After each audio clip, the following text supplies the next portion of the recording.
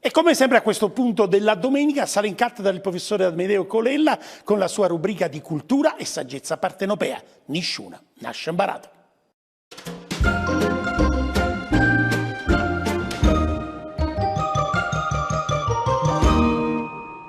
Tutti i grandi dolci napoletani, fatta eccezione come è noto per il babà, nascono nei lunghi tempi delle clausure conventuali, nascono nei conventi napoletani. Non fa eccezione la sfogliatella, che nasce a Conca dei Marini, nel convento di Santa Rosa, in Costiera Amalfitana.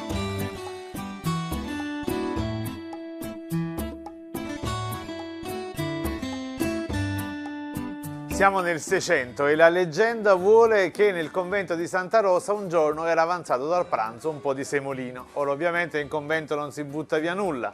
E allora una suora anonima, che meriterebbe a mio giudizio la santificazione immediata per il solo fatto di aver inventato una bontà straordinaria come la sfogliatella, decise di riutilizzare questo semolino avanzato. Addizionò della ricotta, del cedro, dell'acqua millefiori, delle uova. Nasce insomma questa imbottitura straordinaria e bisognava realizzare però a questo punto l'esterno. Pensò di fare delle strisce sottilissime con acqua, farina e sugna e nasce questa croccante sfoglia esterna e poi dà la forma, secondo la versione diciamo originale, di una conchiglia, tipo di quelle del Cammino di Santiago, forse di un cappuccio di Monaco, però i malpensanti, fra i quali ci sono pure io, dicono che questa in realtà è la forma oggettivamente della natura femminile, insomma, quella che guarda in terra. Passa qualche centinaio d'anni e la leggenda continua. Pasquale Pintauro, oste napoletano dei quartieri spagnoli, pare che fosse il nipote della zia Badessa, insomma, chiede sta ricetta, la vuole portare a Napoli. Solo in punto di morte la zia Badessa si convince a dare la ricetta e nel 1818 aprirà la bottega sulla via Toledo, che da 200 anni sforna grandi sfogliatelle. Ma Pintauro si accorge però che c'è un problema, la scorza croccante si incastra nei denti. Ha sentito dire che il problema è stato risolto dalle suore di Santa Maria Regina Coeli, sull'Anticaglia. Loro hanno inventato lo stesso dolce con lo stesso nome, solo che non ha la scorza croccante, ma una scorza di pasta frolla all'esterno.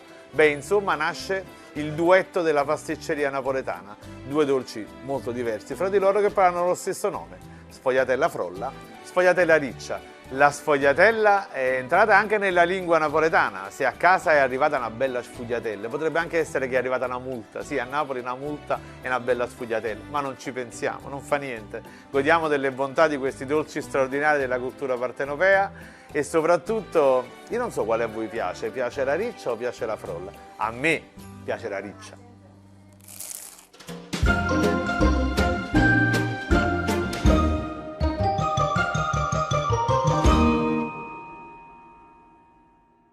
Ma perché scegliere e sciogliere il dilemma, caro prof? Riccia e frolla, un boccone dell'uno e dell'altra ed è perfetta.